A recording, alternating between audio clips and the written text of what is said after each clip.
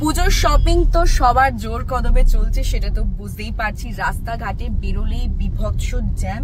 তো এখন ঘড়িতে বাজে 4টে, আর আমি আর এবি আজকে বেরিয়েছি একটা বিশেষ কাজে। চলো এখন বেরিয়ে পড়েছি আমরা, তোমরাও চলো আমাদের সাথে। কোথায় যাচ্ছি একটু পরেই জানতে পারবি।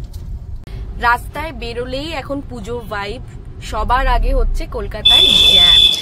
আমরা যেখানে এসেছি সেখানে তো পুজো মনে হচ্ছে শুরুই হয়ে গেছে আমাদের জন্য, যদিও বেশ কয়েকদিন পুজো বাকি রয়েছে, কিন্তু এখানে তো দেখছি মা যেন স্বয়ং বিরাজ করছে প্রত্যেকটা অলিতে গলিতে আনাচে কানাচে। দেখো তো জায়গাটা চিনতে পারো কিনা।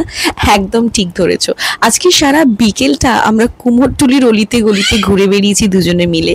গঙ্গার ঘাটে একটুখানি নীরবে নিভৃতে দুজনের সময় কাটালাম, সাথে এক কাপ চা খেলাম, আর তার সাথে কিন্তু এখানে উপরি পাওনা হলো বাবার দর্শন। এখানে কি সুন্দর বাবার একটা মূর্তি রয়েছে, মন্দির রয়েছে। বাবা যেন মনে হচ্ছে নিজেই আমাদেরকে আজকে দেখা দিলেন। ওম সাইরাম।